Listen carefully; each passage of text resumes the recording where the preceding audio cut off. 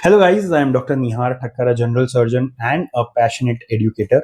I did my UG from Grant Medical College and JJ Hospital, a place from where surgery legends are born. My post graduation is from GMC Aurangabad and I worked as an assistant professor at HBT Medical College and Dr. R. N. Cooper Hospital for 2 years. After taking hundreds of vivas, watching students struggle and observing how the stalwarts of surgery actually take viva, I realized one thing. Most students don't lose marks because they don't know. They lose marks because they don't know how to present. That's why I have made this lecture on general surgery specimens. This is everything you need to know to crack the specimen table viva. Anything more than this is honestly a waste of time for 1 or 2 extra marks. This lecture was taken in front of 300 plus students and is completely interactive. So you'll clearly understand the common pitfalls, mistakes students make repeatedly, and what examiners actually expect. I'll show you how to approach any specimen, what exactly to say while describing it, and the questions you are most likely to be asked and how to answer them confidently. So, if you want to stop guessing and start scoring confidently in your viva, let's get started.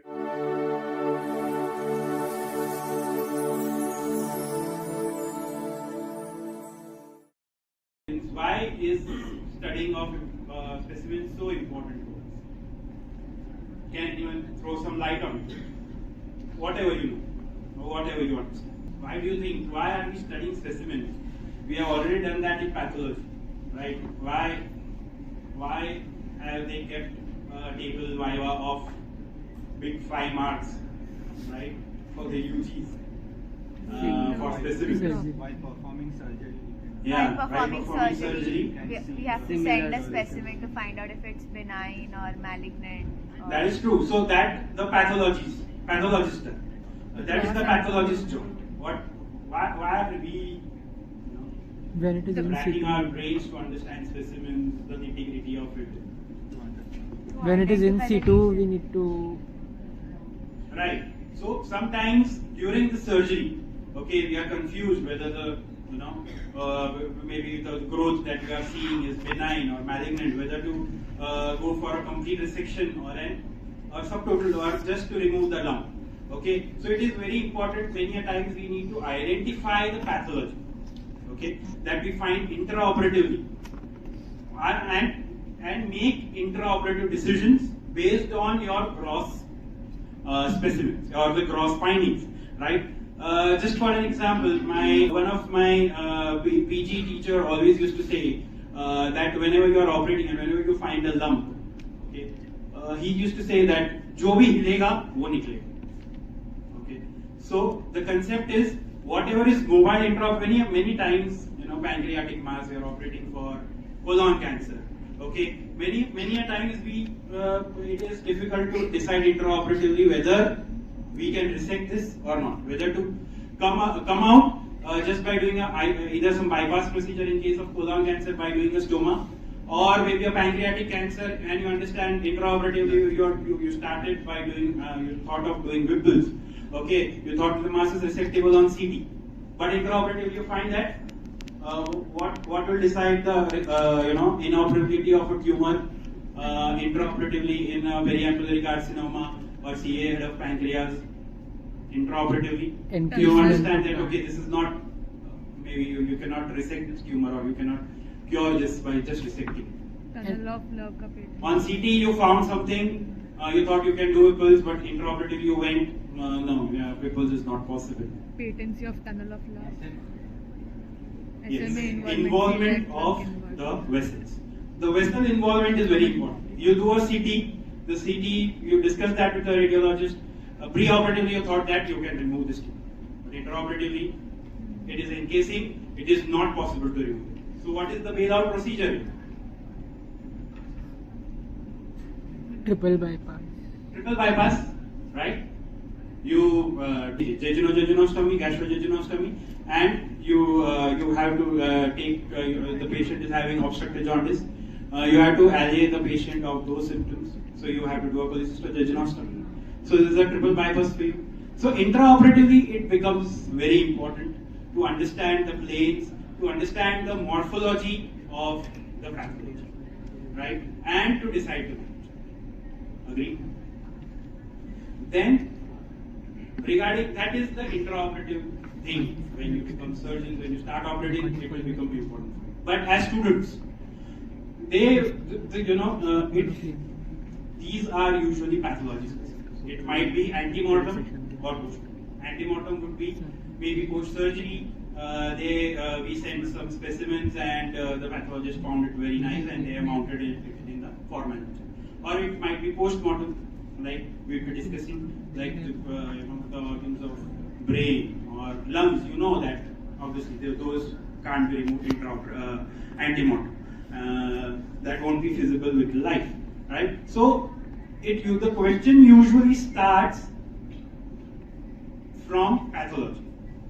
From pathology point of view, and it usually goes to surgery and clinical significance of the same. Please remember that the examiner is a surgeon and not a pathologist. Okay, so the discussion would start with pathology and end in surgery. Right? So let us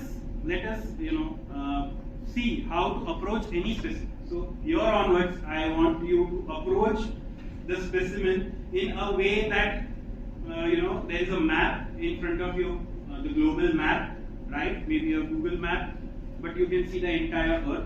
And here you are searching for your address or your building, right?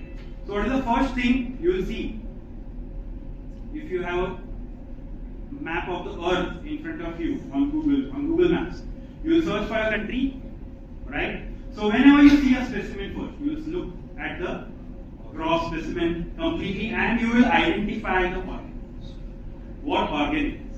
It is very important to go systematically. It is very important to have an approach for the specimen. So the first thing that you will see is know and identify the organ.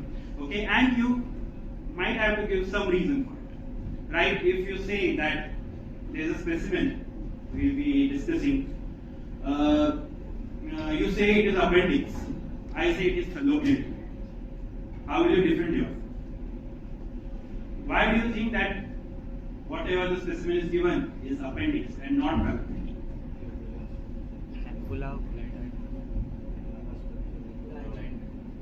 Obviously, appendix would have a blind end. Okay, it might have mesoappendix attached to it. Right? If it is a fresh specimen, right, surgical specimen, you might also have a ligature. Okay. So that is the first.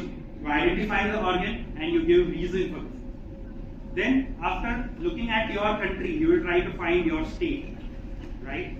You try to find your state. So you try to find which side or what is the cut end of the specimen that you are talking about. Okay. So the cut end, where it is cut from. Has it been if there is a specimen of stomach, so has the stomach been cut from the greater curvature, from the lesser curvature, right? So we need to identify that. Then again, antemortem or a postmortem specimen. Like as I told you, appendix, obviously it is an antemortem specimen because the surgery that would have performed would be appendectomy, and then the specimen has been taken up by the pathologist and has been used, right? If again there is a specimen of maybe a liver, right? Liver for maybe a benign disease like an abscess. Okay. You can see the slice of the liver. Do you think that would be an antemortem specimen? Obviously, that would be a postmortem specimen because in benign conditions there is no indication of removing the entire, okay, or doing hepatic test. So you identify and say which specimen it is, whether it is antemortem or postmortem, right? And after doing that, if it is antemortem, you need to also identify the surgeon. Like we will be discussing, thyroid specimens. Looking at the thyroid, you need to say whether it is hemithyroid or total thyroid or anything else. Then you mention the surgeon. After mentioning the surgery, you describe the parts of the specimen. Which part, maybe a you see something on the mucosal surface, you see something on the serosal surface, you have to mention that. Okay, so proximal distal curvature, cortex or medulla, tip or base, and then you identify the pathology. at the end you will find your city, your place, or the place, the building where you sit, right? So then you can identify the pathology, either it is a stricture, a growth, or the organ is just inflamed, or it is having an ulcer, or the foreign body, or stones. So then we come, right? And then you can give a clinical diagnosis, okay, or maybe a battery of them, maybe differential diagnosis you give, okay. And then after discussing all this, you can expect some questions on from surgery point. So maybe clinical feature or investigations, treatment, and complications of that particular specimen that is in discussion. So this is the way you have to approach a specimen in a very systematic. Okay, if you go in this manner, you would hardly be wrong, right? Because it is, to be frank, it won't be very difficult to identify specimens. So now we'll be starting with each and every point. We'll be discussing each and every point. So here, the organ. What do you think? Lungs and brain. They speak for themselves. No reason. You don't need any for it. Okay. So cutting. What do you think? What specimen is this?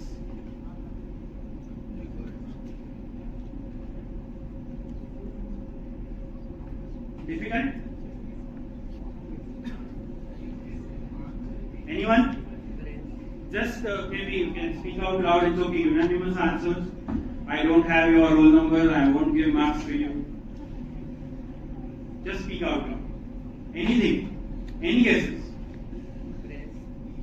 Breast. Okay. One answer is breast. Any other answers? Let me show you the other part. See, as I told you, it is very important.